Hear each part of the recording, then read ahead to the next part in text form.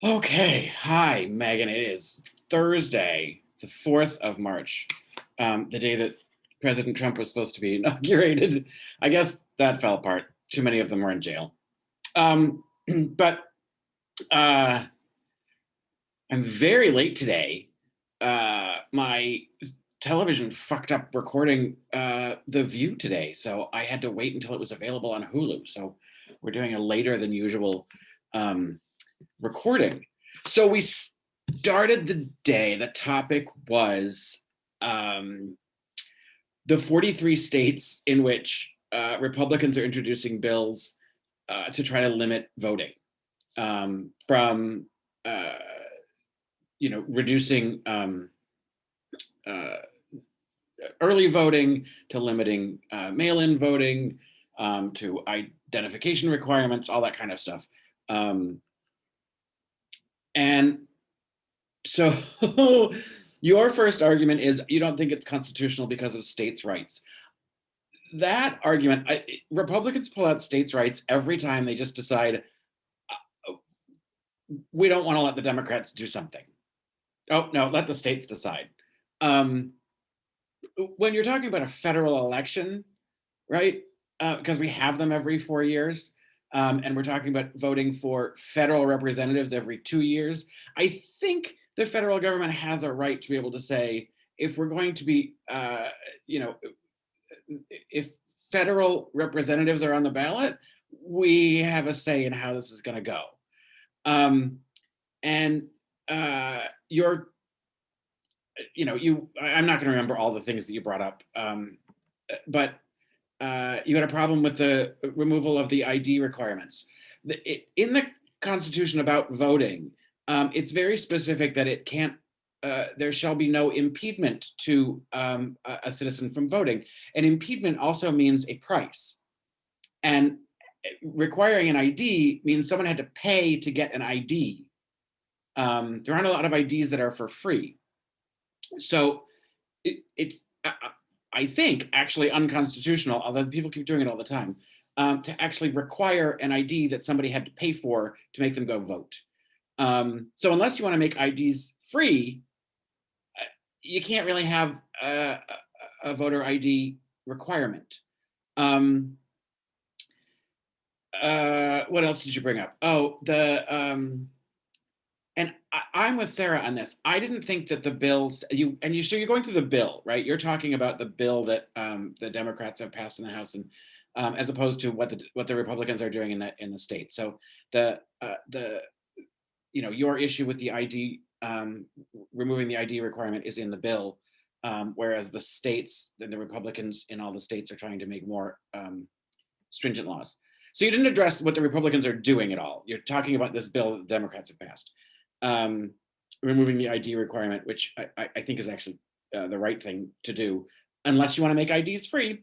And then you talked about the bill saying extending the vote to 16-year-olds, which I'm with Sarah on this one. I thought it was trying to say you get in the system at 16, like, when you register to get a driver's license and that kind of thing. It doesn't mean you can vote at 16. It just means you get in the system. I'm unclear. Maybe you're right on this. Should 16-year-olds be allowed to vote? I'm not. I can go either way on that one. But your argument that if the Democrats can't say 16-year-olds should be able to vote, if they're saying 26-year-olds should be able to be on their parents' health care, that's just a completely false equivalence, Megan. They're not the similar kind of process. The ability to vote, right, it is an active citizen participation. The right to health care, of course. Now, you aren't in any way going to address the problems with our healthcare system, and how expensive it is, the problem with our education system and how expensive it is for a higher education, that people in their early 20s are trying to pay off student loans. They're not getting very highly paid jobs in a lot of cases. And so, trying to give them a little leg up while they get to that have their careers advance a little bit so they can get to that point, and afford better um, opportunities for themselves and better access to healthcare. Although if we were addressing healthcare directly, we wouldn't have to worry about that. But the idea, for some reason, that um, allowing people to have be on their parents' insurance for healthcare somehow equates to the right to vote is beyond me about where you can make that equivalence whatsoever. That's just a bullshit argument from the start. You also talked about the right for felons to vote. I don't, if someone has done their time and they've paid their dues and they're now out of uh, prison, I do think they should have the right to vote back. And your point was, I don't think people who are convicted of election fraud should be allowed the right to vote. Do you know how many people that is? It's like, what, a dozen? Like, you're going to throw out that whole our over incarcerated population because we put way too many people in prisons. And you're going to throw out all of that because this tiny little amount of people get convicted of election fraud. I don't think anybody who's been given a pardon should have the right to vote, because they've admitted their crime. They have to admit their crime to get a pardon, but they haven't served any time. So I don't think anyone who's pardoned should be allowed to vote. But I think people who have who've paid their debt and are trying to rebuild their lives should have the opportunity to vote and be able to participate in the full rights of being a citizen again. I don't remember what else you complained about that bill, but you never addressed the fact that the Republican Party in general is trying to make it harder to vote. So I don't know how you're justifying that. You're claiming states' rights. So states want to discriminate and purge voter rolls and make it so only Republicans can vote. That's going to be okay with you? You don't have a defensible argument about trying to limit voting. So I can see why you avoided that and went straight for, this is why I don't like this bill.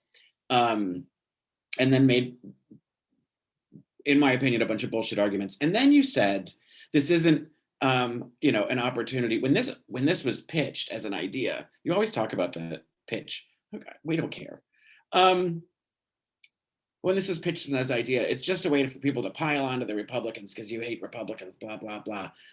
No, it's not that people hate Republicans. It's people that hate what the Republican Party is trying to do.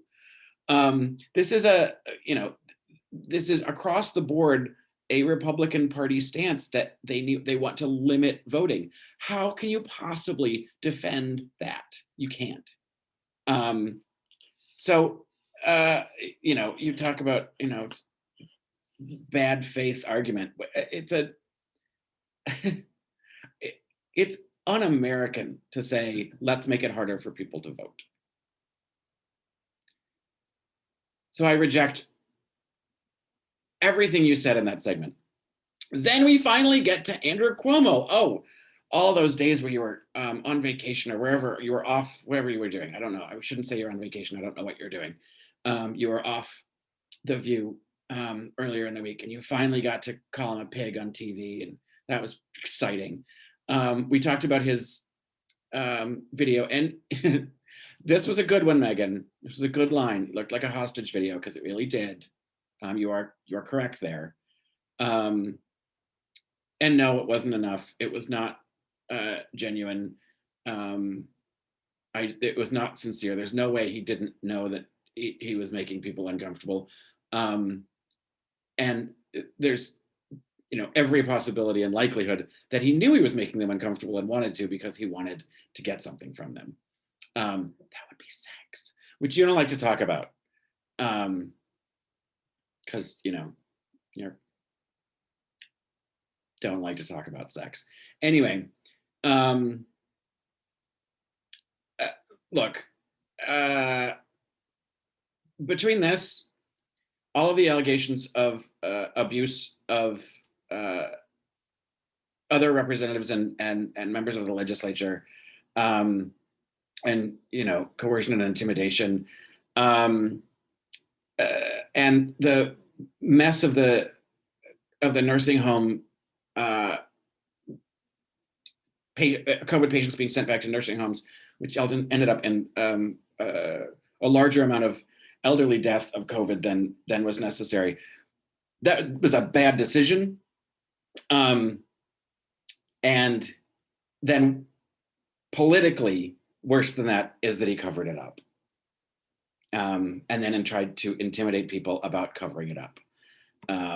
So yeah, we're eye to eye on that one. He should go.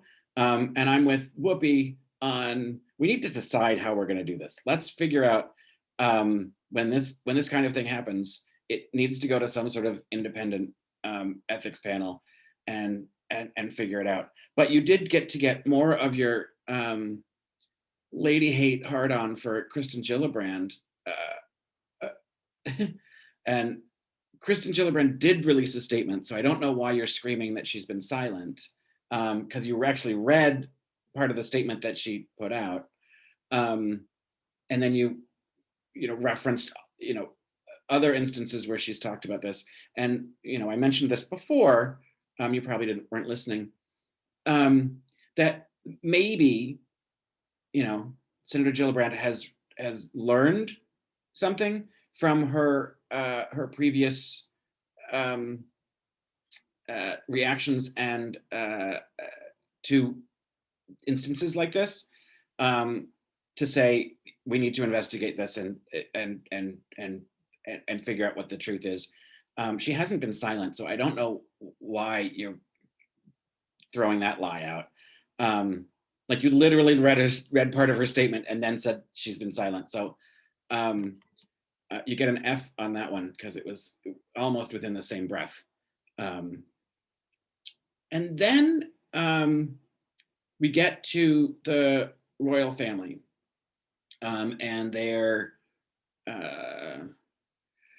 going to investigate abuse, allegations of Meghan Markle bullying the staff, which, in this instance, I think we also agree that's a bunch of trumped up shit. And the timing is everything to do with the interview that's coming up with Oprah. And, they'd have, I'm with you on this one. I think everyone was in agreement that, if they're going to stay silent on Prince Andrew and his affiliation with Jeffrey Epstein, it seems pretty disingenuous to put out a statement that, the staff was upset that Meghan Markle sent out emails in the morning. And I will say, you mentioned that they're afraid of her. There's a racial bias against her, and they're that you said she was upsetting the patriarchy, but the monarchy is a matriarchy at the moment. The queen's in charge. So I get what you're saying, outspoken women upset the patriarchy in general, but you're literally talking about the British royal family, which is a matriarchy. And you're back to little buns, and I don't know. I think I don't know if you meant for your eye makeup to be striped or not, or if it was just wiping off. I'm unclear. There's also someone in that room with you that you keep looking at and giggling with. I don't know who it is, but you could try to pay attention. I noticed, because I had to watch the rebroadcast on Hulu, so it's without commercials, and it was 35 minutes. So the entire hour of The View is 35 minutes of content. And a lot of that is bumpers going in and out. And so, I mean, at the very maximum, at 35 minutes with 5 panelists, it's 7 minutes of content you have to come up with a day. I think I'm doing more than that on average. And yet, sometimes you just tank and you just, I don't have anything to say on this, blah, blah, blah. Specifically when it comes up, when anything's talking about sex or sexuality or relationships, you don't like talking about those things. But anyway, I'm going to boil that down. When you take away all of the bumpers in and out, and because there's a lot of them, let's be generous and say you've got 6.5 minutes worth of material you got to cover, and you spend most of your 6.5 minutes complaining about how the media treats you and Republicans. I would say you're failing at your job.